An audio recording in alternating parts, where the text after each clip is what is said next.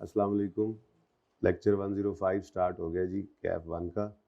Hybrid के इकलौते बच्चे, आना चाहो तो फिजिकल में आ जाओ। अच्छा जी, दो रेशोज़ हमारी एंड वाली रह गई थी कैलकुलेट करने से और थोड़ा सा डिस्कस करने से। बाकी आपने इन चीज़ों को पढ़ा, ये जो आपको सामने आई थी ये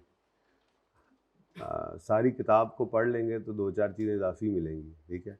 बाकी इन चीज़ों को याद रखना है, सवालों को जब हम करेंगे तो आपको पता लगता रहेगा, ठीक है। बस एक काम कर लेना ना, जब भी होमवर्क करने लगना आइए ये रेशो का, तो एक दफ़ा इसको पढ़ लेना है, तो ये थोड़ा 4-5 दफ़ा आपकी आंखों से गुजर जाएगा, बेहतर हो जाएगा, ठीक है। अच्छा जी, गियरिंग और इंटरेस्ट कवर रेशो, ये दो रेशो रहती थी।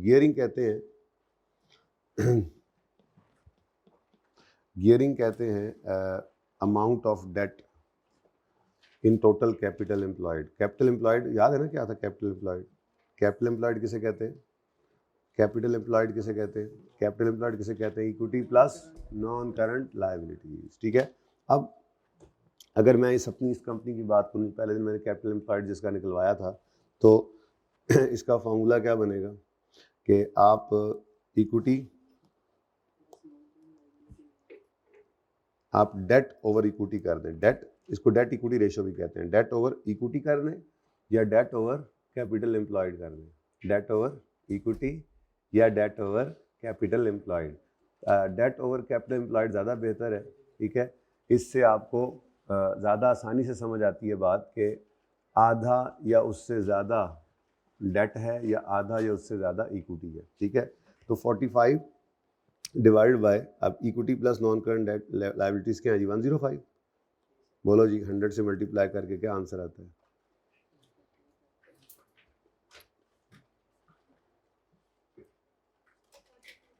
जी? 43% कह लूँ?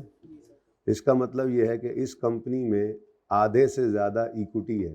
कैपिटल एम्प्लॉयड का मतलब क्या बताया था आपको? जो लॉन्ग टर्म फाइनेंस अवेलेबल है, जो लॉन्ग टर्म इन्वेस्टमेंट हमारे कंपनी में लोगों ने की हुई है, जिस लॉन्ग टर्म इन्वेस्टमेंट को हमने आगे, मतलब जिस लॉन्ग टर्म बोरोइंग को हमने आगे नॉन करंट एसेट्स में इन्वेस्ट किया होता है, ये वो होता है कैपिटल एम्प्लॉयड। इसीलिए कहा था कैपिटल एम्प्लॉयड एक तरह के एसेट्स ही हैं अगर करंट लायबिलिटीज माइनस कर दो, ठीक है।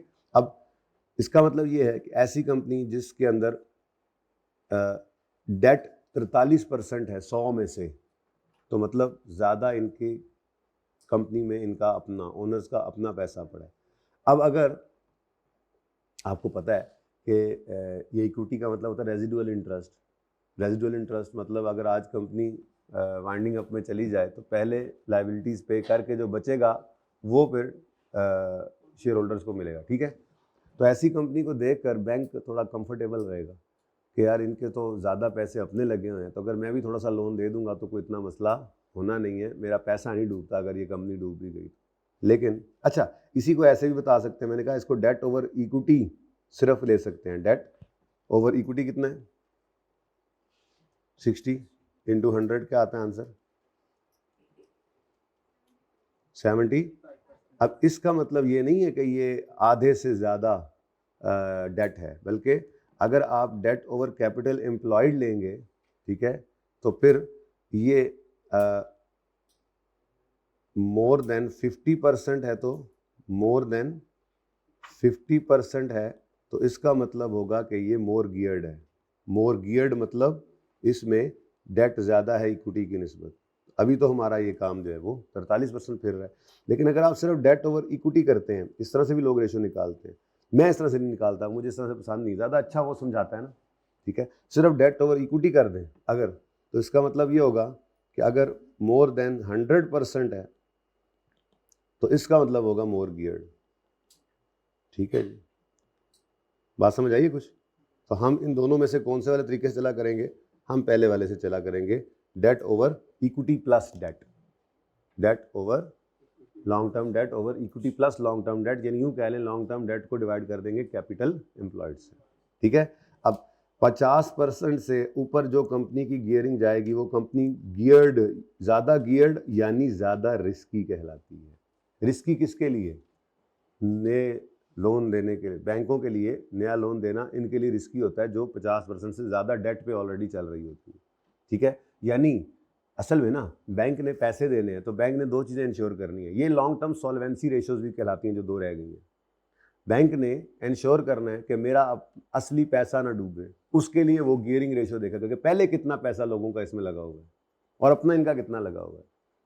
ठीक है, अच्छा एक तो ये एक बैंक ने देखना है डेट इक्विटी रेशियो में, और दूसरा साथ ही बैंक जो है वो इंटरेस्ट कवर रेशियो देखेगा। एक बैंक क्या देखता है जी, डेट इक्विटी रेशियो, और दूसरा डेट इक्विटी, डेट इक्विटी को आप गियरिंग भी कहते हैं, गियरिंग रेशियो। ये देखेगा बैंक कि मेरा अपना पैसा जो है, असल पैसा जो है वो तो नहीं डूबेगा, तो वो गियरिंग रेशियो देखेगा। ठीक है जी, और दूसरा जब पैसा बैंक ने इन्वेस्ट करना है तो उसने उसके ऊपर कमाई भी तो करनी है सूद की, तो इंटरेस्ट का कवर चेक करता है बैंक, तो उसके लिए दूसरी रेशियो होती है, इसको इंटरेस्ट कवर रेशियो कहते हैं कि 1 रुपया वो टाइम्स में निकालते हैं, 1 रुपया इंटरेस्ट पे करने के लिए कंपनी के पास इस वक्त कितने प्रॉफिट्स अवेलेबल हैं। तो फिर आगे के लिए बैंक कहता है अच्छा ये कंपनी की प्रॉफिटेबिलिटी अच्छी है तो हम भी अगर लोन दे देंगे तो हमारा भी इंटरेस्ट आता रहेगा, इंसॉल्वेंट नहीं होंगे ये। शेयर होल्डर्स को भी अच्छा लग रहा होता है इसको देखकर कि जी अगर हमारे पास interest cover ratio let's say 3-4 times आ रही है, 3-4 टाइम्स, तो फिर शेयर होल्डर कहेंगे चलो यार बैंक का 1 रुपये का इंटरेस्ट दे के भी बाकी हमारे पास प्रॉफिट बचेगा हमारे लिए भी, क्योंकि डेट होल्डर्स को फिक्स अमाउंट पहले दी जाती है, फिर इक्विटी होल्डर्स को वेरिएबल बेचारों को मिलता है आखिर में आके। तो ये दो रेशियोज, एक डेट इक्विटी रेशियो और दूसरा इंटरेस्ट कवर रेशियो, ये आपकी लॉन्ग टर्म सॉल्वेंसी रेशियोज हैं। इनको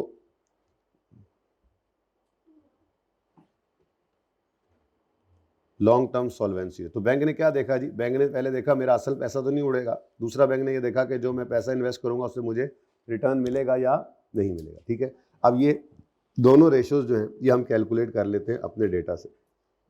तो डेट है जनाब हमारा 125। अब इन रेशियोज के अंदर आपने एवरेज नहीं लेना, ये जब लिक्विडिटी वाला भी चला था मामला तो मैंने यही कहा था कि हमने ये रेंट पे खड़े होकर कहना है 1 रुपया लायबिलिटी पे करने के लिए, खैर 5 मिनट हुए हैं आप लोग आ रहे हैं, अच्छी बात है, जो घर बैठे हैं पता नहीं वो कब लेक्चर लेंगे। वैसे लेक्चर हमारा सिर्फ आज कितना आधा घंटा कम से कम लेट हुआ है ना, चलो कोई बात नहीं, बारिश थी तो क्या हुआ, लेक्चर तो टाइम पे शुरू करना चाहिए था, मेरी कमजोरी है। बहरहाल ये रेंट पे खड़े हो कहते हैं 1 रुपया लायबिलिटी पे करने के लिए कितने रुपए करंट एसेट्स में पड़े, ऐसे ही ये सॉल्वेंसी चेक करनी हमने ये रेंट पे खड़े होकर।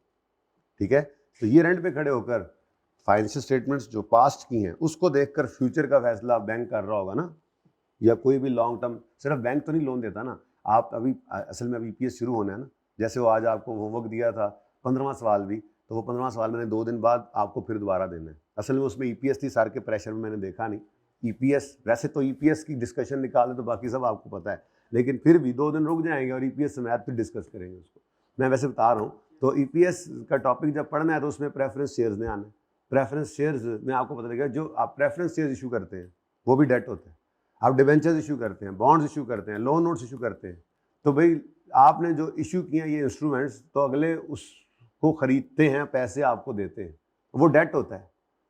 तो कोई भी बंदा आपके अंदर आकर पैसे इन्वेस्ट तभी करेगा डेट की शक्ल में अगर उसको आपकी लॉन्ग टर्म सॉल्वेंसी में मसला नहीं नजर आ रहा होगा, ये नहीं कहेगा कि मेरा पैसा डूबता नजर आ रहा है। ठीक है, तो डेट है 125, लॉन्ग टर्म डेट 125 और इक्विटी कितनी है जी 1160, तो 100, लेकिन हम कैपिटल एम्प्लॉयड ले लेंगे 125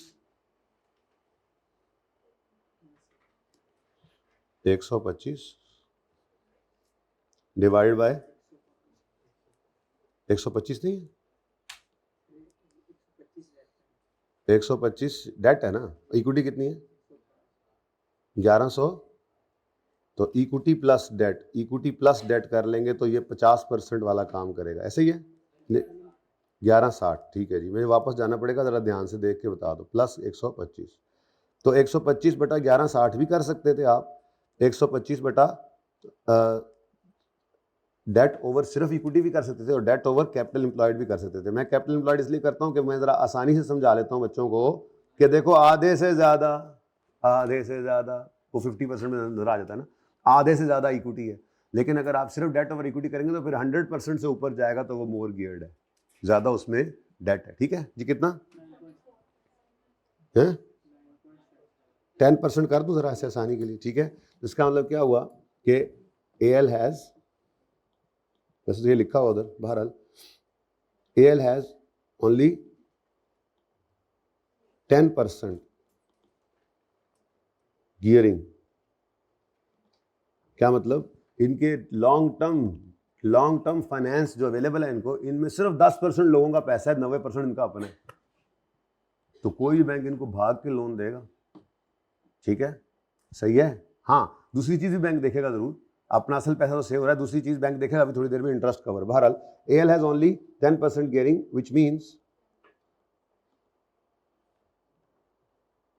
which means it can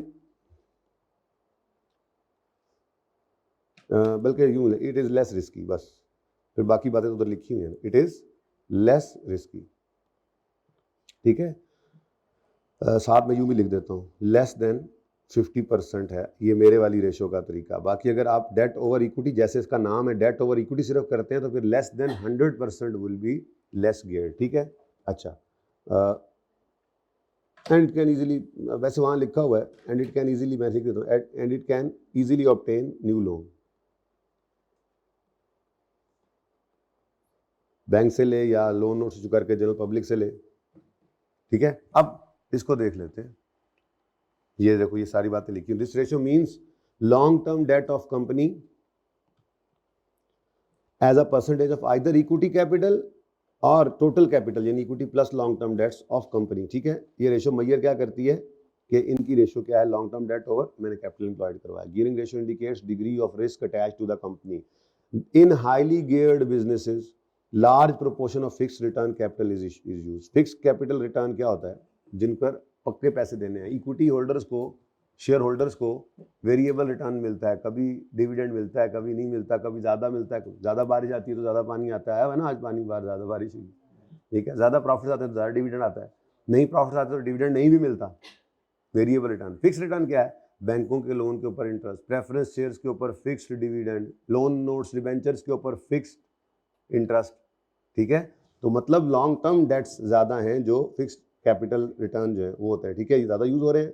और there is greater risk of insolvency. Insolvency का मतलब होता है ये पैसे वापसेबल होते हैं ना, वापसेबल, रिडीमेबल, ठीक है। तो अगर किसी कंपनी में डेट ज़्यादा हो गया इक्विटी से, तो इसका मतलब आज कंपनी डूब जाए तो इतने एसेट्स ही नहीं है ओनर्स के अपने जिनको बेच के वो बैंकों के पैसे वापस कर सके। इसको कहते हैं फिर इंसॉल्वेंट होने के खतरे ज़्यादा हैं, ठीक है जी। अच्छा, लो गियर्ड बिजनेस जो होते हैं उनके अंदर बड़ी मौज होती है कि उनको कोई नई अपॉर्चुनिटी, कोई नया पोटेंशियली प्रॉफिटेबल प्रोजेक्ट अवेलेबल हो तो उनके पास स्कोप होता है इंक्रीज कर ले बोरोइंग्स को, और यूजुअली ईजिली बोरो कर लेते हैं वो नए लोन्स को। अब हायर या इंक्रीज हुआ है, आपकी डेट इक्विटी से इंक्रीज हुई है या पिछले साल की निस्बत इंक्रीज हुई है या कंपेटिटर से या इंडस्ट्री से हायर है, तो क्या रीज़न हो सकती है, डेट ज़्यादा है। बड़ी गल है जी, बड़ी मेहरबानी। आईकेप नवे सोल्यूशन में एक लिखा था डेट ज़्यादा है, तो जाहिर सी बात है डेट ज़्यादा है तो डेट टू इक्विटी रेशियो ज़्यादा है। खैर अच्छी बातें आगे हैं। फर्दर डेट ऑब्टेन हुआ ड्यूरिंग द पीरियड। पहली कोशिश सिचुएशन के साथ मैच करो, जाग के बैठो, बड़ी अहम आज क्लास है, वरना मैं भी छुट्टी कर लेता जी। तुम कर लो अब, मैं पहले आधा घंटा में दिमाग से निकल नहीं रहा जब से क्लास शुरू हुई है, जो लेट हो गई। सुनो, सिचुएशन सबसे पहले ट्राई करनी है एड्रेस हो। इन सिचुएशन में जो चीज़ है, अगर उसने कहा है कि दौरान साल हमने लेट से कोई बिल्डिंग खरीदने के लिए लोन रेज किया है नया, तो बताओ भाई डेट इक्विटी रेशियो क्यों बढ़ी है, भाई कंपनी ने लोन लिया है। और अगर आपको ये बात क्लियर नहीं हो रही, बैलेंस शीट तो गिवन होगी ना, उसमें देखोगे तो ओपनिंग से क्लोजिंग तो आप कहोगे जी इन्होंने लोन लिया है, और फिर खुद से सोचोगे फिक्स एसेट बढ़े, शायद फिक्स एसेट, फिर मे के साथ बात कर दोगे, लेकिन पहली बात सिनेरियो से जोड़ देना, ठीक है। अच्छा, नया लोन आ गया या इक्विटी डिक्रीज हुई है, किस वजह से, बाय बैक ऑफ शेयर्स की वजह से। बाय बैक ऑफ शेयर्स अब आपके सिलेबस से निकल गया, पहले होता था आज से कोई 3-4 टाइम्स पहले। तो बाय बैक ऑफ शेयर्स, बहरहाल बाय बैक, कंपनी अपनी शेयर्स वापस खरीद ले तो इक्विटी कम होगी, इक्विटी कम होगी तो इक्विटी उनको पैसे देकर कैश ले लेते हैं ना, इक्विटी कम होगी तो डिनोमिनेटर, आज यही बताओ, यही तो पढ़ाना है आज, इसे तो कह रहा हूँ इंपॉर्टेंट क्लास है। डिनोमिनेटर, किसी भी फ्रैक्शन का डिनोमिनेटर कम हो तो आंसर ने बढ़ ही जाना है, ठीक है। उसके बाद इक्विटी में डिक्रीज एक और वजह से भी हो सकता है, डिविडेंड बांटा तो रिटेन्ड अर्निंग्स भी तो इक्विटी में पड़े होते हैं, तो डिविडेंड बांटने से रिटेन्ड अर्निंग कम, इक्विटी कम, डिनोमिनेटर कम तो रिजल्टेंट भी ज़्यादा हो जाएगा। और भाई पता है ना, फ्रैक्शन सिंपल सी बात है, आज ऐसे पढ़ाना है। फ्रैक्शन जो है, फ्रैक्शन उसके डिनोमिनेटर में अगर इंक्रीज आएगा तो आंसर कम होता है, और डिनोमिनेटर नीचे वाला फिगर जो होता है फ्रैक्शन में, वो कुल करते हैं सवाल, ठीक है कोई मसला नहीं, ओके अभी करते हैं। अच्छा, और डिक्रीज होने की वजह कम डेट्स हैं, डेट इस साल में रीपे हो गया या इक्विटी बढ़ गई है नए शेयर इशू करने की वजह से, ठीक है। उसके बाद आखिरी रेशो है जी इंटरेस्ट कवर रेशो। प्रॉफिट को इंटरेस्ट से डिवाइड करके देखते हैं कि प्रॉफिट कितने टाइम्स है इंटरेस्ट का। टाइम्स मतलब परसेंटेज में नहीं, टाइम्स में लेते हैं कि 1 रुपये इंटरेस्ट पे करने के लिए कंपनी के पास कितने रुपए प्रॉफिट पड़ा होगा। ये भी देखता है बैंक कि जी आप कंपनी के पास एम्पल प्रॉफिट्स हैं, अभी इस साल इन्होंने इतना इंटरेस्ट पे किया है, लोन्स को भी देखते हैं वो कि इस साल इतने लोन्स पड़े हैं, तो मतलब इनके पास अगर मिसाल के तौर पे 3-4 रुपए इंटरेस्ट कवर आ रहा है तो बैंक का कोई मसला नहीं, यानी कि ये अगर जो है वो 1 रुपया इंटरेस्ट पे करने के लिए इनके पास 4 रुपए हैं, तो हम अगर लोन देंगे तो फिर हमें भी इनमें से इंटरेस्ट प्रॉफिट में से मिल जाएगा। और शेयर होल्डर भी ज़रा तसल्ली में होता है तो यार 4-5 रुपए अगर एक इंटरेस्ट पे करने के लिए पड़े हैं 1 रुपया, तो वो पे करके भी मेरे लिए 3-4 रुपए बच जाएंगे जो एंड में मुझे मिलने टैक्स निकाल के, तो दोनों के लिए ज़रा फायदेमंद होती है। बहरहाल इंटरेस्ट कवर रेशो निकाल तो लें पहले। इंटरेस्ट कवर रेशो में PBIT ओवर इंटरेस्ट एक्सपेंस लेना है, तो PBIT ये 214, और इंटरेस्ट कितने हैं 15 नहीं है, ये अदर इनकम है, अच्छा नीचे पड़ा है ये PBIT और ये 13, तो 13 और 214, तो 214 बटा 13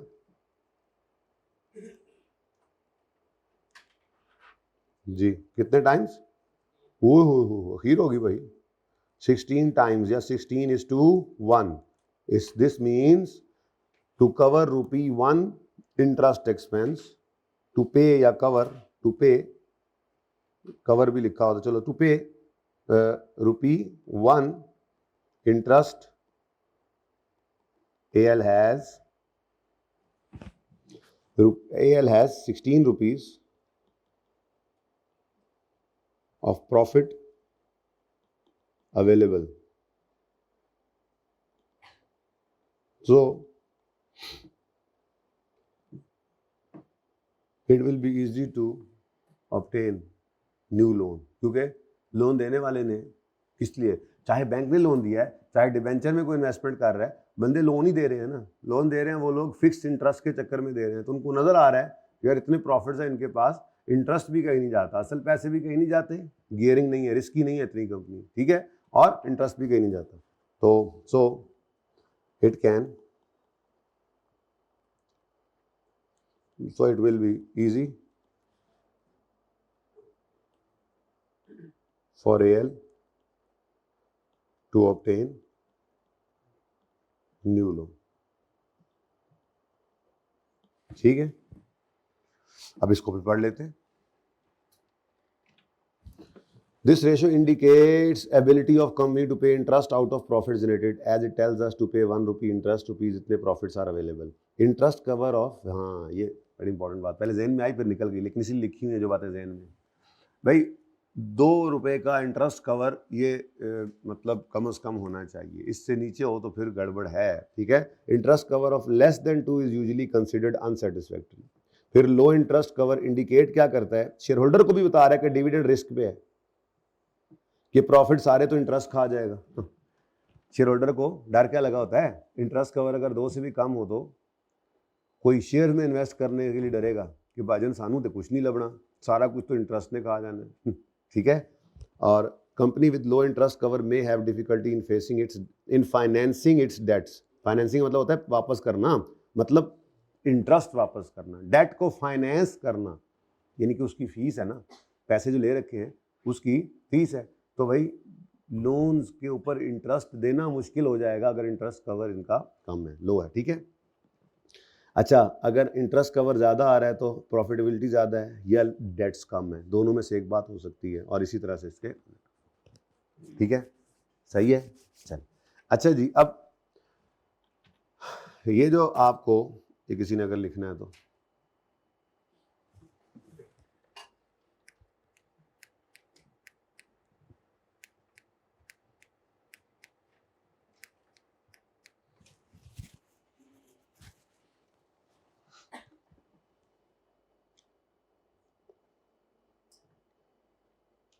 अच्छा जी, अब ये मैं आपको अर्ज कर रहा था कि गियरिंग वाला कौन सा जो मैंने एग्जाम्पल से बनाई थी, ये वो तो मैंने चले तो ऐसी गपशप लगा रहा था, वो अपने सवाल वाली गियरिंग तो निकाल ली थी बाहर, फिर भी दे। अच्छा जी, अब पिक्चर ले लेना, ये तो गपशप थी, मतलब वो छोटी एग्जाम्पल थी ना, उसमें मैंने गियरिंग निकाल के दिखाई। इंटरेस्ट कवर तो निकाला ही नहीं, इसमें कोई था नहीं, वो मैं पीबीआईटी लिखा था तो वो भी निकाल लेते यहाँ।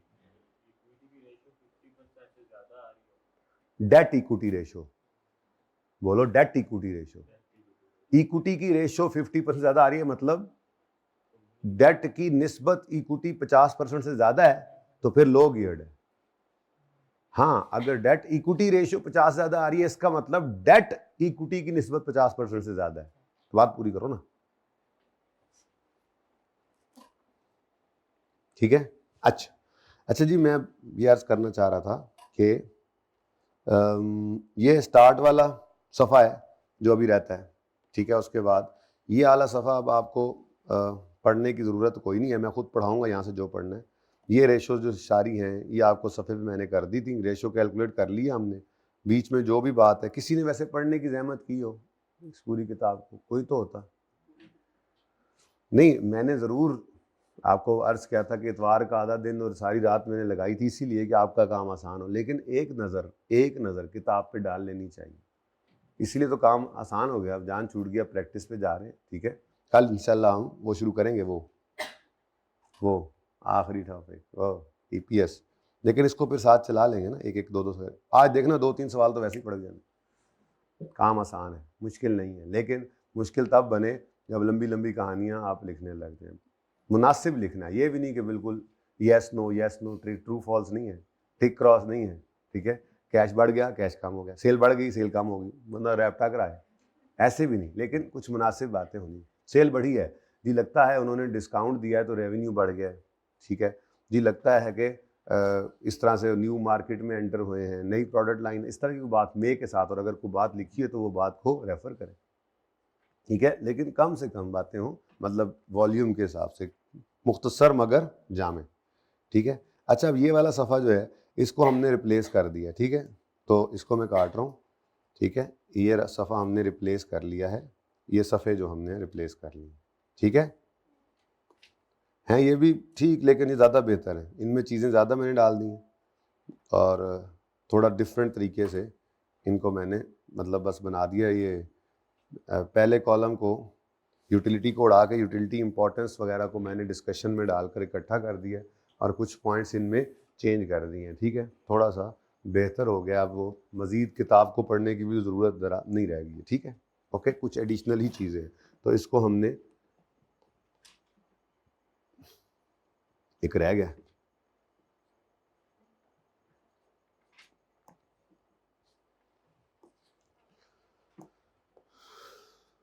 तो रिप्लेस्ड विद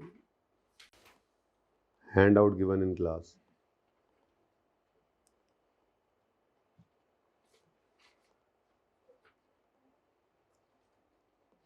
अच्छा जी, अब मैं ना कुछ एक सवाल अगले 10 से 15 मिनट में करता हूँ डिस्कस, ठीक है, ताकि थोड़ा आइडिया हो हम कहाँ स्टैंड कर रहे हैं।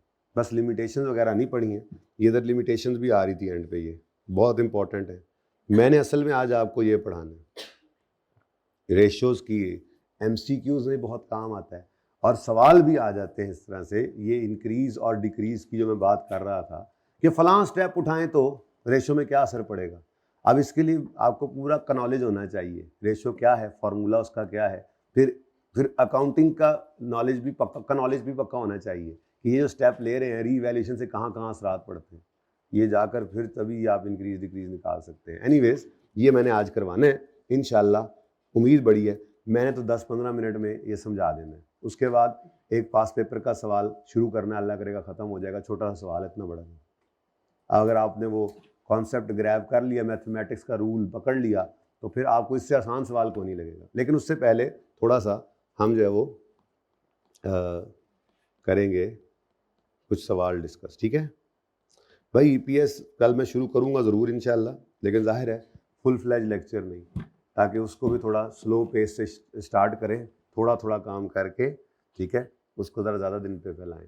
असल में तो दौड़ लगा के 4 दिन में वो हो जाए, लेकिन हम दौड़ लगाने की बजाय उसको 6-7 दिन पे फैला लेंगे, आराम से करेंगे, समझ के करेंगे, ठीक है। उसमें मीनवाइल ये हो जाएगा कि आपको इसकी रेशो के सवाल करने का भी टाइम मिलेगा, लेकिन रेशो के सवाल हमने छोड़ने ही कहाँ है टाइम मिलाने के लिए, ये तो फड़का देने हैं आपने। जैसे ये सवाल सिर्फ आपको माजरत के साथ डेट लिख लें, बेशक अगर कल ईपीएस शुरू हो जाता है तो पहला दिन ही मैंने बात स्टार्ट करनी है इरिडीमेबल रिडीमेबल प्रेफरेंस शेयर्स की, उसके बाद ईपीएस का फार्मूला आपको लिखवाना है और बस ये सवाल फिर उसके बाद हो जाएगा, मज़ीद कुछ नहीं चाहिए। लेकिन आप इसको कल की बजाय परसों पे रख लें। क्या हुआ क्या हुआ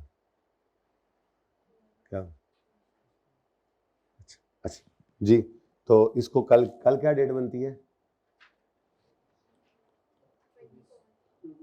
24। अब मुझे ना असल में कंफर्म नहीं है, अगर तो कल मैंने ईपीएस स्टार्ट की, प्रेफरेंस शेयर्स की डिस्कशन हो गई और पहला सवाल जो आपके कॉन्सेप्ट बिल्डिंग क्वेश्चन में सिर्फ फॉर्मेट सा बना हुआ है उसकी रेशो उसकी ईपीएस भी निकाल दी, तो फिर ये सवाल हो सकता है। तो आप इसको कल की बजाय कल पे ही रख लें, ठीक है। इसका होमवर्क की डेट कल डाल देते हैं, ठीक है। होमवर्क की डेट क्या, आज क्या डेट है? तो कल 24 हो गया। ये और बड़े थोड़े दिन रह गए हैं ना, जब भी बंदा डेट दे, डेट से नहीं पता लगता है कि दिन थोड़े रह गए हैं, जब बंदा यूं दिन गिनता है ना, आज बुध है, चलो ये तो गया, जुमेरात जुम्मा हफ्ता 3 दिन, ये ओह ये क्या हुआ है ना। चले, तो 24 जुलाई 2025 को आपने इसका होमवर्क करना है, खुद ही कर लेंगे इंशाल्लाह। बस एक मसला इसमें था, बैलेंस शीट सिर्फ एक ही गिवन थी, हमें पड़ी हुई थी आदत एवरेज एवरेज एवरेज की, तो मैंने ये बात बताई थी कि अगर एवरेज निकाल सको तो निकालो, नहीं तो क्लोजिंग से ही काम चलाओ, रुकना तो मन है, ठीक है। लेकिन ये आसान है, बस इसके अंदर ना मेरी नज़र इस पर नहीं पड़ी थी वो सर के प्रेशर में ना, तो ये ईपीएस निकालना आएगी तो फिर उसने आगे क्या कहा हुआ है कि जी ये ईपीएस ये रेशो निकालो, और उसके बाद कहता है जी ये मैनेजमेंट ने कुछ डिसीजंस किए हैं। अब 9 नंबर की तो सिर्फ ये रेशोज निकालनी थी, ठीक है। 30 जून 2024 के लिए 1 2 3 4 5 6 7 रेशोज के 9 नंबर हैं, कोई मुश्किल नहीं। फिर उसके बाद उसने कहा था ये 7 नंबर टेक्निकल थे कि ये बताओ कि जो मैनेजमेंट डिसीजन ले रही है, फलां काम करो फलां काम करो फलां काम करो, इससे ऊपर कहानी भी लिखा कर आ रहा है ना, ऊपर कहानी भी लिखी है उसने कि जी इनको जो है वो इस तरह मसले मसाइल हैं, ये कह रहे हैं जी बेंचमार्क रेशोज हैं, ज़रा बताओ इनको अचीव करना है। बेंचमार्क का मतलब ये था इंडस्ट्री एवरेज, बेंचमार्क का मतलब था टारगेट। जीपी मार्जिन जी 30% होना चाहिए, अब हो सकता है इनका जब आप निकालें तो 25% आए। फिर नीचे वाले स्टेप्स में आपने देखना है कि ये स्टेप लेने से जीपी बढ़ेगा या कम होगा, तो इसमें भी आपको आज वाली डिस्कशन हेल्प करेगी, जो मैंने आपको इंक्रीज डिक्रीज वाला काम सिखाना है। तो वो इंक्रीज डिक्रीज वाला सवाल आ जाए, ये इस तरह से स्टेप्स ले, ठीक है, तो दोनों तरह से जवाब। लेकिन इसको आप कल के होमवर्क में रख लें। मैं माजरत चाहता हूँ, ईपीएस पर नज़र पड़ जाती तो मैं इसको ना देता, लेकिन अगर ईपीएस निकाल दे तो बाकी इस सवाल में कोई जान नहीं है, पर करेंगे डिस्कस इंशाल्लाह इसको होपफुली परसों सुबह आते ही, क्योंकि कल तो फिर आप इस काबिल हो जाएंगे कि इसको आप फिर दोबारा देख सकें, ठीक है। 14वां करते हैं जी। 7 नंबर का छोटा सवाल आया था और उसमें उसने क्या कहा था, कंप्यूट करो cash operating cycle days, operating cycle निकालो डेज में। अब आपको पता है ऑपरेटिंग साइकिल का मतलब डेज में निकालना है, तो आपको कलेक्शन ये रिसीवेबल कलेक्शन पीरियड यानी डेटर्स में लिख देता हूँ, डेटर डेज चाहिए आपको, इन्वेंट्री डेज चाहिए, ठीक है, इन्वेंट्री डेज चाहिए, और पेबल पेमेंट पीरियड यानी क्रेडिटर डेज शॉर्ट में बोले तो ये तीनों चाहिए। 1 2 3 ये 3 रेशोज निकालोगे और फिर इन तीनों को सम कर दोगे, यानी कि इनको इकट्ठा कर दोगे, debtors plus inventory less creditors, तो आपका वर्किंग कैपिटल। अब इसके 4 नंबर थे, लेकिन उसके बाद फिर कहता है एक पोटेंशियल एक्शन बताओ जो कि ऑपरेटिंग साइकिल को डिक्रीज करने में मदद दे। ऑपरेटिंग साइकिल कब डिक्रीज होता है? जब डेटर्स कम होंगे, इन्वेंट्री कम होगी और क्रेडिटर्स बढ़ेंगे। तो वो सारे स्टेप्स आपने पढ़े हुए हैं, बस मसला यही है कि आपको सिर्फ इतनी सी बात समझ नहीं आ रही कि जब भी सवाल करने बैठना है, इस सफ़े को, इन 5 सफ़ों को एक नज़र फेर लेनी है इन दिनों में, और फिर रिवीजन करने लगोगे तो जब रेशो रिवाइज करना है तो एक दफ़ा इसको देख कर रेशो वाले सवाल कर लेंगे। फिर मॉक के पेपर में जाने से पहले आप लोग कहोगे चलो यार एक दफ़ा देख लो, ऐसी चीज़ें फ़ौरन देखी जाती 5 मिनट में पेपर नाइट में। अच्छा, फिर मॉक दे लिया, उसके बाद फिर दूसरी रिवीजन शुरू करोगे, उसके बाद फिर यही काम करना है। रिवीजन से पहले आपने जब रेशो पहुंचना रिवीजन कर लेनी, और फिर पेपर नाइट के अंदर ऐसी चीज़ है ये 10 मिनट में आप करें, प्रेशर नहीं लेना। पेपर नाइट में तो लगता है सारी जिंदगी कुछ नहीं पढ़ा था, तो ये लगेगा सफ़ा देखते हो यार ये तो कुछ भी नहीं आता, सब आता होता है, लेकिन ये कि बस दिमाग, ताकि ये सफ़ा आपके दिमाग के अंदर फीड हो जाए, जब आप पर्चे के अंदर लिखने बैठे तो सफ़ा यही आपके सामने घूमे, जिसके अंदर मोटे मोटे 4 पॉइंट्स लिखे हैं, 2 भी जहन में आगे तो काफ़ी है। वो तो एक एक मांग रहा होता है नॉर्मली, एक एक दो दो बातें काफ़ी होती है। एग्जाम कंडीशन में बैठकर इतना ही रिकॉल होता है, एग्जामिनर को भी पता होता है। ठीक है, सही है भाई, को जगा ही दो यार। अच्छा यार क्या मसला है, एसी चला दो भाई, है ना। कौन कौन गीला होके आया है? कोई भी नहीं। आप ऊन वाला एसी छोड़ दें, बाकी सब एसी को ज़रा बेहतर कर दें। इस एसी को चलाएं, नहीं इसको रहने दें, इसको ना, इसको ज़रा कम कर दें यार। उधर से एक एसी चलाएं, वो सो रहा है भाई, आप ना सोना। अच्छा जी, अब जल्दी से देखें तो फिर मारे गए। आई क्या अपना फेवरेट काम किया हो। सेल्स उसने दे दी जिसमें उसने मार्कअप मार्जिन भी दिया, लेकिन average current assets, average quick assets, चलो यहां तक भी ठीक है। रिसीवेबल टर्नओवर निकाल के दे रहा है और पेएबल टर्नओवर निकाल के दे रहा है। क्रेडिट पीरियड यूजुअली अलाउड, यार ये तो हमने निकालना था भाई, चलो अल्लाह दी मर्जी। ठीक है, अब असल में मैं आपके लिए बैलेंस शीट का अगर एक्सट्रैक्ट बनाऊं ना इस सवाल का, ये वैसे ट्राई तो किया होगा ना, ये तो किया था, ये तो आपके होने वाला सवाल था। इसमें अब आपने देखना है कि आपने क्या कमाल किया। तो इस तरह से चलेगा काम, पूरा सवाल कराऊंगा इंशाल्लाह। बस वो अब जैसे अगला को सवाल देखूंगा उसमें रेशोज की कैलकुलेशन अब मैं वो नहीं कराऊंगा, उसके आंसर को सामने रख लूंगा और फिर हम कमेंटिंग कर लेंगे उसके ऊपर। बात समझ आ रही है ना। रेशो कैलकुलेशन तो अब करो ना आप, कम से कम उस फार्मूला याद करके रेशो निकालना। किसी रेशो में कैलकुलेशन में मसला आ ही नहीं सकता, आ जाता है तो मुझसे पूछ लो कि फलां रेशो मुझे समझ नहीं है कैसे निकलनी है सवाल के अंदर, ऐसा होगा ही नहीं इंशाल्लाह। रेशो सारी आपको याद है, मसला अगले काम में ही आता है। तो मैं अर्ज़ कर रहा हूँ कि मैंने कोशिश किया आपका काम आसान हो, लेकिन इसको ना पढ़ के जिस तरह से कह रहा हूँ इस तरह ना करके अपने लिए और मुश्किल ना पैदा कर लेना। अगर मैंने कोशिश की आसान करने की तो जो सोच के किया आपने वो करना है। यानी आज भी घर जाना है तो होमवर्क से पहले इस सफ़े को एक बार पढ़ना है, जब तक ये टॉपिक चलना है, जब भी कोई सवाल करना है एक दफ़ा इस सफ़े को पूरे को पढ़ना है। और फिर उसी तरह से जब प्रेप में जाओगे तो एक रिवीजन में पढ़ना है, फिर मॉक से पहले जब पेपर नाइट में बंदा बैठा होता है चीज़ें क्विकली देख रहा होता है एक दफ़ा उस वक्त देखना है, फिर दूसरी रिवीजन में रूटीन में सवाल करते हुए इसको पढ़ के फिर सवाल करने हैं। लेकिन एक बार पढ़ के फिर सारे सवाल एक सिटिंग में करने होते हैं। फिर पेपर की नाइट में भी आप कहता है ना बंदा कि यार क्या क्या रिवाइज कर लूँ छोटी मोटी चीज़ों, तो ये छोटी मोटी चीज़ों में यही है, फार्मूला वाला सफ़ा और ये एक दफ़ा देख कर चले जाओगे। एक्सपेक्टेड भी है इस दफ़ा पर्चे में आना इसका 15 नंबरों का, 15 से 18 नंबरों का सवाल आ जाए, मौजें लग गई, 12-13 नंबर तो ले ही लोगे इंशाल्लाह अगर ये करोगे। तो आपके लिए अगर कोशिश की थी तो आप भी थोड़ी सी कोशिश कर लीजिएगा, इसको जाने ना दीजिएगा मौके को हाथ से, ठीक है। ओके अच्छा जी, उसने ना जनाब इन्वेंट्री हमें नहीं बताई जालिम ने, हालांकि इन्वेंट्री डेज हमने निकालने हैं, उसने हमें डेटर्स नहीं बताए, डेटर डेज हमने निकालने हैं। उसने हमें कैश नहीं बताया जालिम ने, कैश वैसे चाहिए तो नहीं होता, लेकिन एनीवेज अगर आप गौर करें तो टोटल एसेट्स कितने हैं, एवरेज करंट एसेट्स उसने कहा जी 21 है, सिर्फ ये बताया उसने, ठीक है। 21 क्या है, क्विक एसेट्स हैं।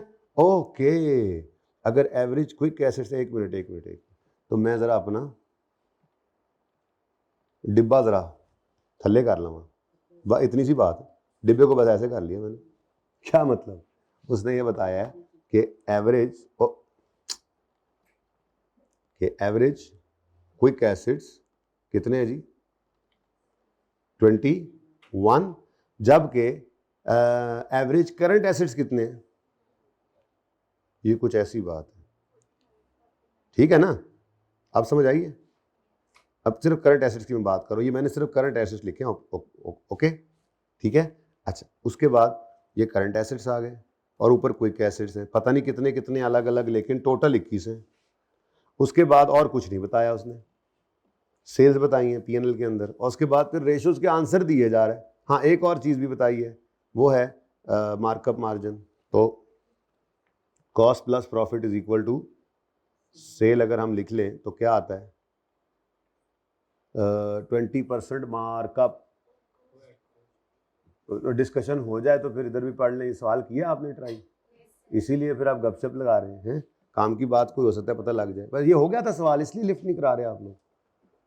चलो फिर ये सवाल ना ही करते डिस्कस। 100 + 25 बड़ा टेक्निकल था इस तरह से ये सवाल देखा जाए तो डेटा के हिसाब से। चलें जी, अब मामला ये है, सोल्यूशन मैंने शुरू किया, मुझे चाहिए थे डेटर डेज।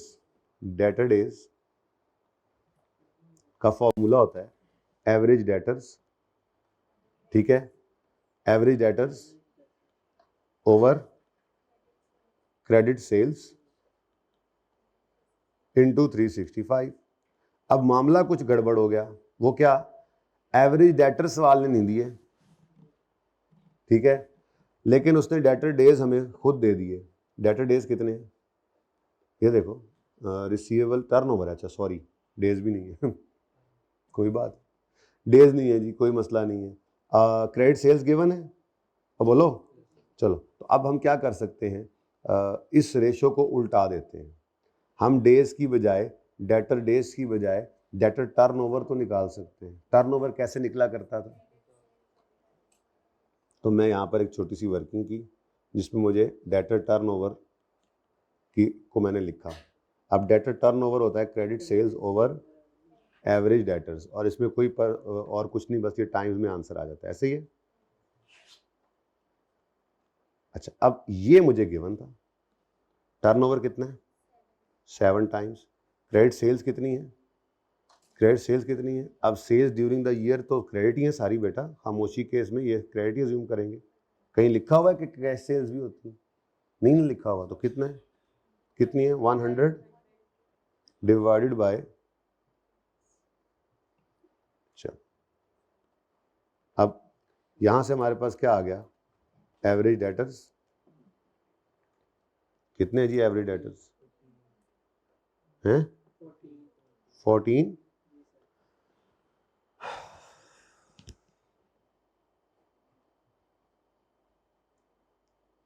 चलो एक और काम भी तो हो सकता है, जब उसने हमें 365 दिन बताए हैं और कह रहा है 7 दफ़ा डेटर्स कैश में कन्वर्ट होते हैं, तो डेटर्स तो वहाँ से भी निकल सकते हैं। खैर एनीवेज, उसको कैसे करेंगे आप, 365 दिन है, साल के 365 दिन है, तो 365 दिनों को डिवाइड कर दें आप 7 से, तो क्या आंसर आता है,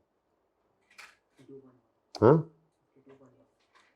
52.1, यानी 52 डेज कर लें, क्योंकि अब यहाँ से एवरेज डेटर्स निकले हैं। अच्छा, अब एवरेज डेटर्स को लेके फिर चल पड़ते हैं, हम डेटर डेज निकालने के लिए कोशिश करते हैं, ठीक है, एवरेज डेटर्स भी आ गए, क्रेडिट सेल्स भी आ गई, 365, यहाँ से क्या आंसर आता है ज़रा चेक तो करें, सही नहीं आता, सेम नहीं आता, तो फिर तो गड़बड़ है।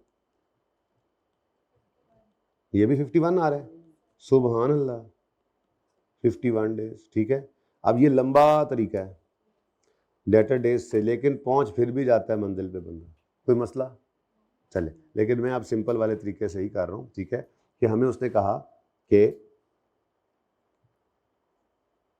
डेटर टर्नओवर है 7 दफ़ा, मतलब डेटर 7 दफ़ा पैसे देते हैं, तो साल में 7 दफ़ा पैसे आते, तो डिवाइड करके आंसर क्या ले लिया हमने, 51 डेज, ठीक है। या फिर ये लंबे वाला काम भी आप कर सकते हैं, पहुंच जाना है आपने, 52 कर दें जी, ठीक है, 52 है, चलो। अच्छा अगली बात, इसको 52 कर दें, ठीक है जी। अब ये इस तरह से निकालने की बजाय हमने शॉर्ट तरीके से निकाल लिया। नेक्स्ट, उसके बाद क्या चीज़ चाहिए जी दूसरी हमें, इन्वेंट्री डेज। अच्छा, अब इन्वेंट्री के लिए मसला क्या है, इन्वेंट्री के लिए मेरा ख्याल है ये काफ़ी था, करंट एसेट्स में से अगर क्विक एसेट्स निकाल दें तो बचती क्या है, बेसिकली ऐड बैक कर दें, बेसिकली क्विक एसेट्स निकालने के लिए हम क्या किया करते थे, करंट एसेट्स में से इन्वेंट्री माइनस किया गया, यानी क्विक एसेट्स और करंट एसेट्स में फ़र्क किस चीज़ का है, इन्वेंट्री का, तो इन दोनों का डिफरेंस फिर जो है वो क्या है, वो इन्वेंट्री ही है, ठीक है। तो फिर यहाँ से हम इन्वेंट्री निकाल सकते हैं 49 माइनस 21। अब ये क्या आ गया हमारे पास, एवरेज इन्वेंट्री। एवरेज इन्वेंट्री को डिवाइड किससे करना है, कॉस्ट ऑफ सेल से। अब कॉस्ट ऑफ सेल का फिर नया मसला पड़ गया, लेकिन कोई बात नहीं, सेल गिवन है, सेल गिवन है 100, यहीं पे कर दूं वर्किंग, डिवाइड कर दो इसको 125 से और मल्टीप्लाई कर दो इसको 100 से, लो जी, तो 49 माइनस 21 से आ गई एवरेज। तो भाई ये कभी कभी आई कैप को आपको पता है, ख़ास तौर पे जो बच्चे CMA कर रहे होंगे उनको पता है, आई कैप का ये बड़ा फेवरेट काम है। रेशो याद कर दी, फार्मूला याद कर लिया, ठीक है, यानी एक चीज़ निकालना सीखते हैं आप, आई कैप को निकाल के दे देता है, तो रिवर्स वर्किंग करवा रहा होता है। बड़ा इंपॉर्टेंट काम है ये भी जी, लेकिन इंटू 365 करवा लो जी, 127 8 डेज, ठीक है जी। अच्छा, और तीसरी चीज़ क्या है जी? तीसरी चीज़ क्या है जी? Creditor days. अच्छा, इन्वेंट्री डेज तो ऐसे ही निकलने थे, तो आसानी से निकल आए ना। अच्छा, क्रेडिटर डेज के लिए हमें क्या चाहिए? एवरेज क्रेडिटर्स, वो भी नहीं है, वो तो सिरे से है ही नहीं। क्रेडिट पीरियड यूजुअली अलाउड, उसने दिया हुआ है, credit period usually allowed by suppliers, कहता है 60 डेज। अब ये क्या बात हुई, वो तो डेज खुद ही दे रहा है 60। भाई यूजुअली अलाउ करते हैं क्रेडिटर्स, लेकिन हमारे कितने हैं ये तो नहीं पता। हमारे टाइम्स में बताया गया है पेबल टर्नओवर कितना है, तो जैसे डेटर डेज आपने टर्नओवर से निकाले, यानी एक बात ये भी हमें पता लगा। अब ये सवालों के अंदर चीज़ें सीख रहा होता है ना बंदा, ऐसे ही कमेंटिंग सीखेंगे, कोई फार्मूला सीखेंगे, रेशोज में जाएंगे, ये चीज़ें सारी सीख रहा होता है बंदा। मतलब अगर आपको सवाल के अंदर टर्नओवर टाइम्स में दे और बता दे 360 या 365 का दिनों का साल है, तो आपकी मर्जी, खामोश हो 360 भी ले सकते हो, तो आप वहीं से डेज निकाल सकते हैं। जैसे जैसे डेटर्स वाली रेशो को उल्टाया था आपने, तो टर्नओवर में कन्वर्ट हो गई थी। आप टाइम्स से डेज कैसे निकाल सकते हो? साल वाले दिनों को टाइम से डिवाइड कर दो, आपके वो जो है वो एवरेज ये आ जाएंगे डेज। एवरेज डेज होते हैं ये वैसे, क्योंकि एवरेज एसेट्स लिए हैं तो एवरेज डेज निकलते हैं पूरे साल में। एग्जैक्ट ये नहीं होता कि हर 14वें दिन, हर 52वें दिन, बल्कि ये होता है ऑन एवरेज, क्योंकि ओपनिंग क्लोजिंग हम ले लिया करते हैं, तो मैंने पहले बताया था आपको पढ़ाते हुए, एवरेज डेज होते हैं। खैर चलें, क्रेडिट डेज, क्रेडिट डेज के लिए भी भाई वही 365 है, लेकिन डिवाइड किससे कर दोगे आप? 9 से। और कितने आ गए जी? जी 41 डेज, ठीक है जी। अब इनको नेट कर लो, तो ये 4 नंबर, अगर जाहिर सी बात है बच्चा तैयारी करके जाता है ना, पर्चे में तो तैयारी करके जाता है, तो ये तो ये काम तो करके बच्चे जाते हैं ना। आपके लिए आज पहला दिन ये मिला आपको, लेकिन बच्चे यहाँ पर नहीं, ये सवाल जब तक नहीं आया था तो प्रैक्टिस क्वेश्चंस में एक क्वेश्चन रखा हुआ है इसी तरह का, तो जब ये आ गया तो फिर यहाँ पे ये वाला कर लेते हैं, काम सीख लिया, ठीक है।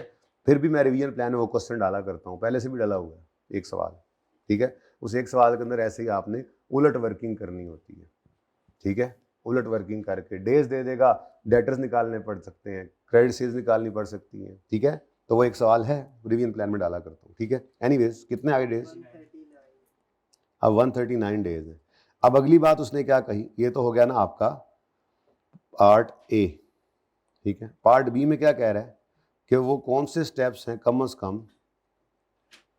कम एक एक पोटेंशियल एक्शन बताओ हर कंपोनेंट साइकिल के बारे में, component of her component of cycle के बारे में जो इस साइकिल को डिक्रीज कर दे। तो भाई डेटर डेज कैसे डिक्रीज होते हैं? डेटर डेज कैसे डिक्रीज होते हैं? डेटर डेज मतलब करेक्शन पीरियड कैसे रिड्यूस हो सकता है? डिस्काउंट अलाउ कर दें। अब एक उसने मांगा है, काफ़ी है। और कुछ? हाँ,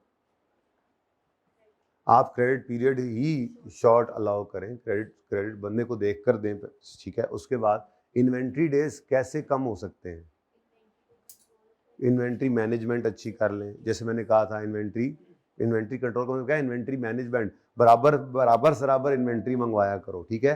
जाहिर सी बात है, अब वो बातें सारी जहन में तभी रहेंगी ना जब हर बार सवाल पढ़ोगे, ठीक है। जैसे उन्होंने कहा था इन्वेंट्री लेवल्स डिपेंड करता है एक सप्लायर के ऊपर एतमाद कैसा है, डिमांड कैसी है आपकी नेचर कैसी है, बिजनेस कैसी बातें लिखनी होती हैं। एनीवेज, आप इन्वेंट्री को अच्छा मैनेज करें तो वो नीचे जाएगी, लेकिन इससे ज़्यादा ऑब्वियस है जो आपने डिस्काउंट देना है, ट्रेड डिस्काउंट, आप प्रमोशनल एक्टिविटी चला दें। प्रमोशनल एक्टिविटी चलाएंगे तो ज़्यादा तेज़ी से इन्वेंट्री बिकेगी ना, ठीक है। को पैकेज दे दें, तो ये दो रीजंस हो गई। तो मैंने कहा जी डिस्काउंट दे दें डेटर्स को, सेटलमेंट डिस्काउंट टू रिसीवेबल्स, फिर प्रोमोशनल एक्टिविटी या ट्रेड डिस्काउंट, चलो प्रोमोशनल ही लिख देता हूँ,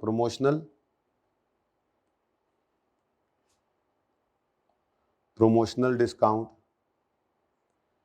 ऑन सेल, ठीक है, जिसको आप क्यों कह सकते हैं जी, सेल लगी, सेल सेल सेल। अच्छा, और क्रेडिटर्स के बारे में क्या है जी? हाँ नहीं, क्रेडिट वर्दीनेस उसने हमारी देखनी है। हाँ, ये क्रेडिटर है, हम ये कहेंगे, मैंने कहा था ना अहमद से जाके मिन्नत तरला कर लो पहले। हाँ, अच्छी निगोशिएशन करो अपने क्रेडिटर से, अच्छी निगोशिएशन करो, बेटर टर्म्स उसके साथ निगोशिएट करो, ठीक है। तो निगोशिएट, वो बेटर टर्म्स निगोशिएट करो पहले। भाई बात कर लोगे ना भाईजान, आपको 1 महीने के लिए ही आपने, तो वो फिर सोच कर ही करेगा और फिर वादे खिलाफी में भी आप नहीं जाओगे। तो negotiate better credit terms with credit. अब पता नहीं सोल्यूशन के अंदर क्या है, विद सप्लायर, ठीक है। तो देख लें, एक एक मैंने बता दिया सबका ही।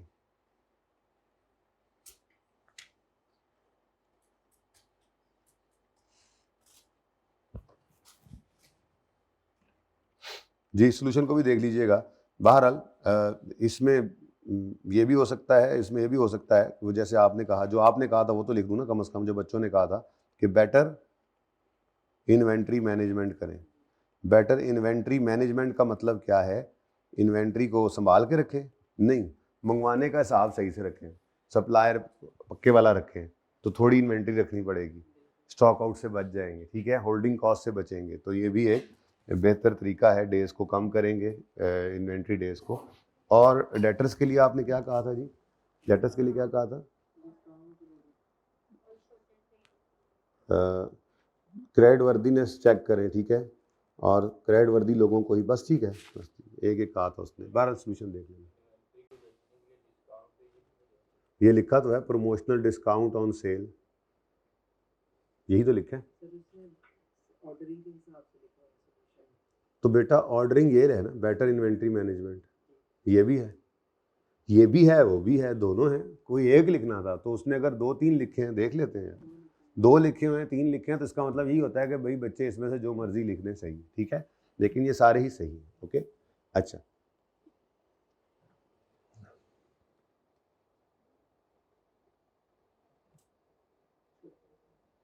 अच्छा जी, नेक्स्ट। अच्छा जी, अब क्लास हो चुकी है, शॉर्ट हो चुकी है। मैं ये सवाल जो है ना, वैसे तो आज नियत ये करके आया था कि मैं ये सवाल आपके साथ डिस्कस करूंगा, कोई मसला नहीं है, अगर मुझे एक दिन और भी इस पे लगाना पड़ जाए, ना भी कल ईपीएस शुरू, मुझे उससे कोई मसला नहीं है, ठीक है ना, कोई हमें जल्दी भी नहीं है, हम काम आराम से ही करेंगे। मैंने 3 सवाल असल में आपके साथ डिस्कस करने थे, ठीक है, लेकिन अब उसको एंड पे देखते हैं टाइम मिलता है या नहीं मिलता, लेकिन आपको सिर्फ मैं पढ़ाना चाहूँगा क्योंकि आपके होमवर्क में ये 3 सवाल हैं। जैसा आपने अभी सवाल किया है उस जैसा 1 है, लेकिन मैं वो नहीं दे रहा, 1 या 2 है, शुरू में भी है, वो फिर किसी वक्त दे दूंगा, जैसा भी किया है ना, बल्कि देख ही लें। ये देखें, कैश ऑपरेटिंग साइकिल निकालो, सिर्फ निकालने का कहा है उसने, चलो ये तो छोड़ो, तो फजूल सवाल हो गया, मतलब इतना मज़े का नहीं है, एक छोटा सवाल होना चाहिए था।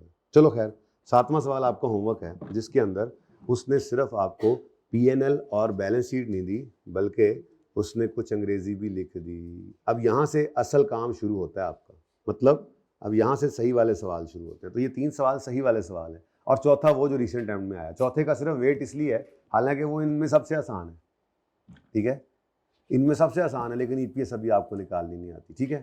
तो ज़रा इस सवाल को मैं पढ़ लूँ भाई, इस सवाल को पढ़ लूँ, फिर उसके बाद दूसरा और तीसरा पढ़ लूँ, फिर पार्ट 2 शुरू करते हैं। वैसे भी अभी 1 घंटा भी नहीं हुआ, ठीक है, क्या करें अब। अच्छा जी, फिक्स एसेट्स हैं, करंट एसेट्स हैं, फिर कैपिटल है, लॉन्ग टर्म लोन्स हैं, और करंट लाइबिलिटीज़ हैं, यूनिट्स भी बताए हैं उसने मिलियन के अंदर, सेल्स, कॉस्ट ऑफ सेल्स, फिर सेलिंग एडमिन, फाइनेंस कॉस्ट और नेट प्रॉफिट। रिक्वायरमेंट है जीपी मार्जिन निकालो, नेट प्रॉफिट मार्जिन निकाल लो, फिर रिटर्न ऑन एसेट निकालो, रिटर्न ऑन कैपिटल एम्प्लॉयड निकालो। अच्छा, रिटर्न ऑन एसेट उसने मांग लिया, एसेट टर्नओवर नहीं मांगा, हालांकि वो ज़्यादा इंपॉर्टेंट है। बहरहाल अगर इस तरह से एक्सप्रेसली कुछ कह दे तो फिर तो उसकी मर्जी, ठीक है। फिर डेट इक्विटी और करंट रेशो निकाल दो। अब सिर्फ ये रेशोज निकालनी है 12 क्यों बोला मैंने, 16 के लिए भी और 17 के लिए भी। 16 के लिए भी और 17 के लिए भी। तो 17 में आप एवरेज कर लोगे, 16 में एवरेज नहीं कर सकोगे। पीएनएल में तो वैसे भी एवरेज नहीं करते, तो कोई मसला नहीं, ऐसे ही कर लीजिएगा, ठीक है। अपार्ट फ्रॉम सोल्यूशन, उन्होंने सिर्फ क्लोजिंग लिया हो तो भी खैर है, आपने एवरेज ही लेना है, ओके।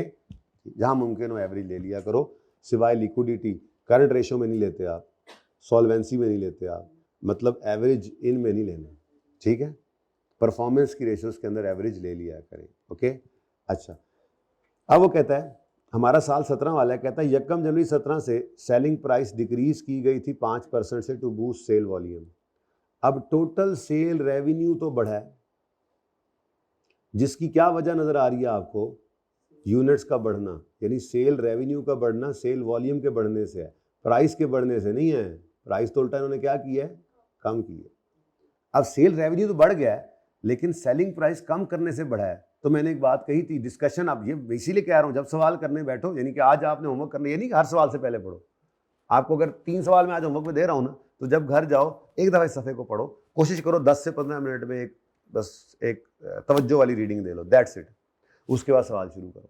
तो मैंने आपको कहा था, बताया था, उसमें लिखा हुआ भी है असल में, कि मैं बाद में देखना ना, आप घर जाके देखना, अभी ना देखना, प्रूफ करने लग जाओ। नहीं, मैं बताता हूँ, उसमें लिखा हुआ है, मैं ये कह रहा हूँ उसमें लिखा हुआ है क्या, कि जीपी मार्जिन कम होगा हालांकि रेवेन्यू बढ़ रहा है। उसकी वजह क्या है? आपने सेलिंग प्राइस कम की है, कॉस्ट तो अपनी जगह कायम है, कॉस्ट के बारे में तो नहीं बोला उसने, बल्कि शायद आगे कह रहा है कॉस्ट उल्टा बढ़ी है। तो अब जब आप जीपी मार्जिन निकालोगे ना, तो जीपी मार्जिन आपका 16 के इस बार 17 में बहुत नीचे जाएगा। तो आप फिर उसके, वो क्या कहता है, ये रेशो निकाल, कहता है keeping in view of above information comment on profitability, liquidity, profitability और लिक्विडिटी भी कमेंट करो। प्रॉफिटेबिलिटी के अंदर 3 चीजें, इनफैक्ट 4 चीजें उसने पूछी हुई, ये 2 3 4। तो जीपी रेशो कम होगी 17 में, 16 के निस्बत 17 में कम होगी। क्यों? सेलिंग प्राइस कम की है।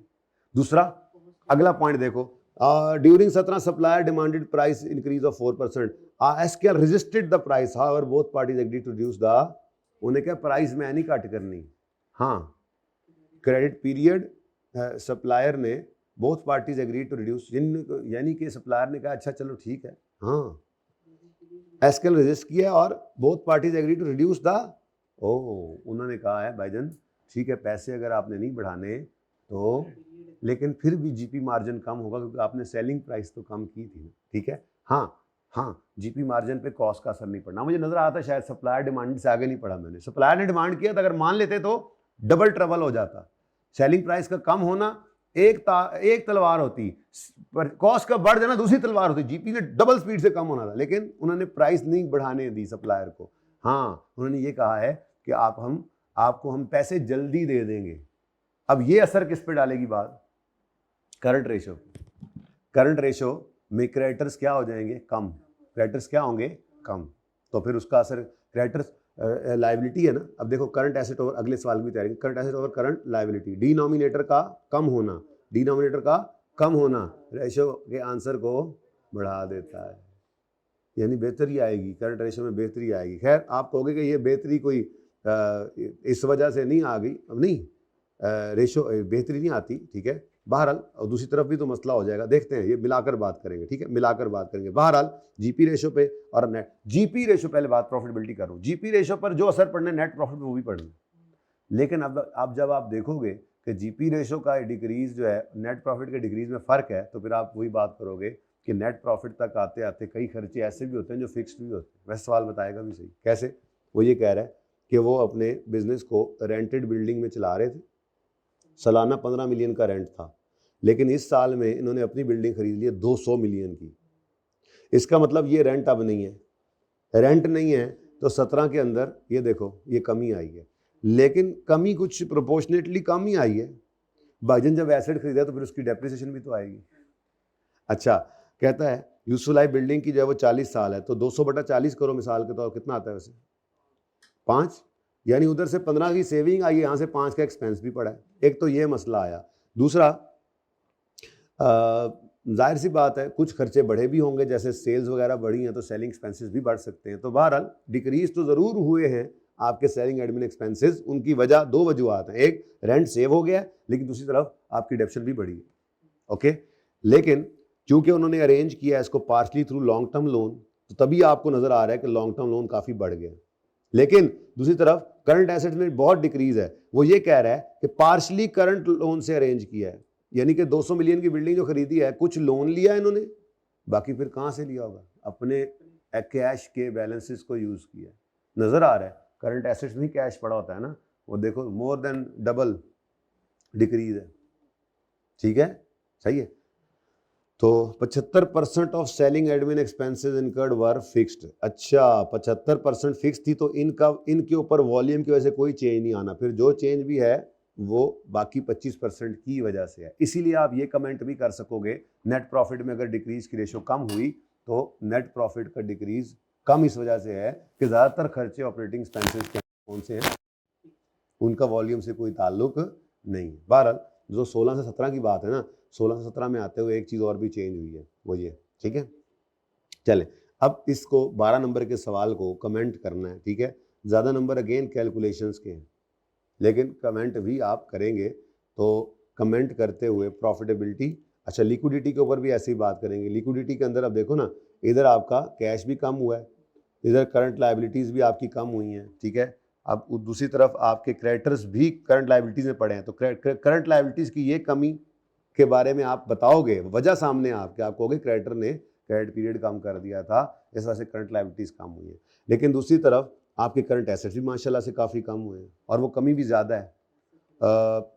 30 रुपये से करंट लायबिलिटीज़ कम हुई हैं, तो उधर करंट एसेट्स जो हैं वो 110 रुपये से कम हुए, मोर देन डबल कमी है। तो फिर ज़्यादा बुरा असर पड़ेगा, उल्टा करंट रेशो शायद आपकी बिगड़ गई हो। तो दोनों वजूहत लिखो करंट रेशो के बिगड़ने की वजह।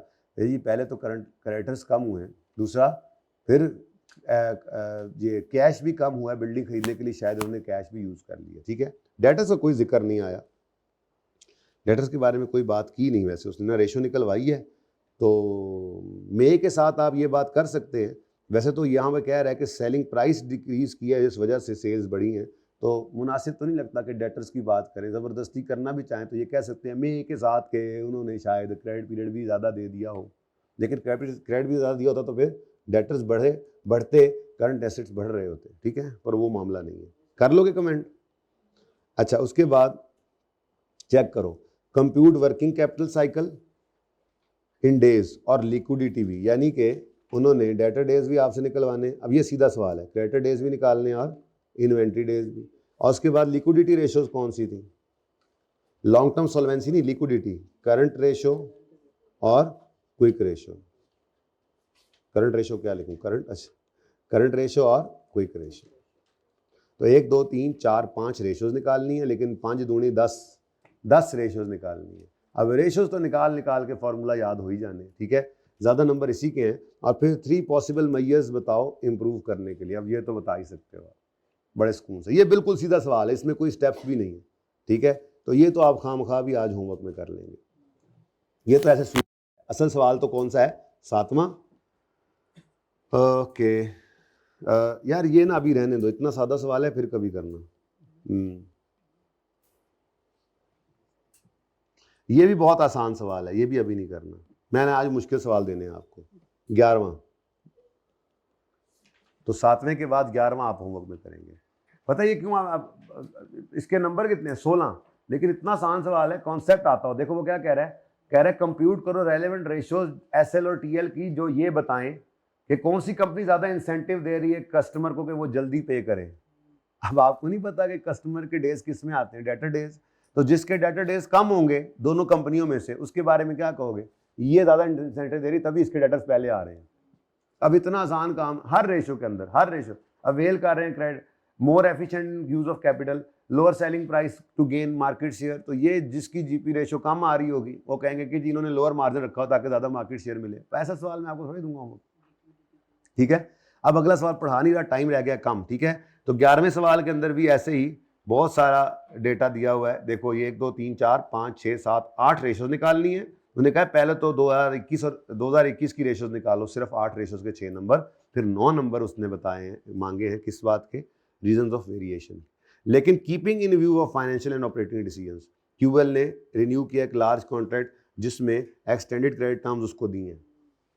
मेजर सप्लायर ने एग्री किया कि रिड्यूस करेगा प्राइस, लेकिन उसकी वजह क्या है? कैश परचेजेस करो, क्रेडिटर डेज भी गए।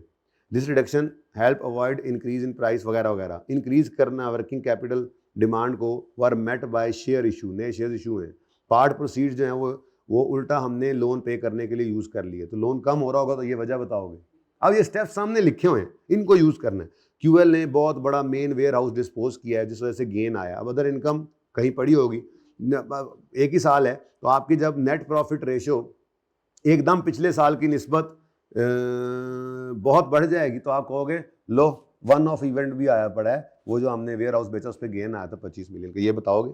सेल प्रोसीड टेम्परेरी इन्वेस्ट कर दिए शॉर्ट टर्म इन्वेस्टमेंट में, इसमें अदर इनकम आई होगी, इससे और ज़्यादा आपके नेट प्रॉफिट में इंक्रीज आएगा। तो जब आपके नेट प्रॉफिट रेशो में इंक्रीज होगा तो रीज़न क्या बताओगे? मैं नहीं करते रहोगे, बकरी नहीं बनोगे, बल्कि ये बताओगे कि जी ये अदर इनकम है, ये डिस्पोजल पे गेन आया, शॉर्ट टर्म इन्वेस्टमेंट से अदर इनकम आई होगी।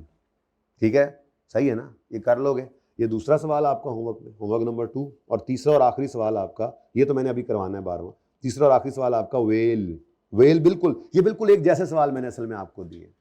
ठीक है, ये 8 रेशोस, कैसी आदत है इसकी, रूटीन है इसकी। इसी तरह का सवाल वो है जो अभी आप कर नहीं सके, चौथा वो सवाल है जो अभी आपने, मैंने कहा रुक जाओ कल कर लेना, उसमें भी क्या था, ये रेशोस निकालो और, लेकिन थोड़ा सा उसने ना जरा घुमाया कि ये स्टेप्स लेकर बताओ ये टारगेट है, अटेन कर सकते हैं या नहीं, बेहतरी आएगी या कमी आएगी।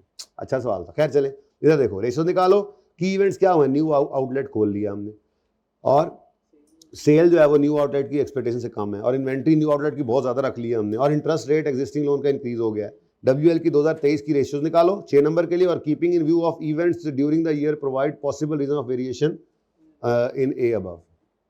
तो ये तीनों एक जैसे सवाल हैं जिनको आपने आज ट्राई करना है। यहाँ पे जनाब पार्ट 1 क्लोज कर दें, आधा घंटा भी नहीं रह गया सर के आने में, पार्ट 2 शुरू करते हैं।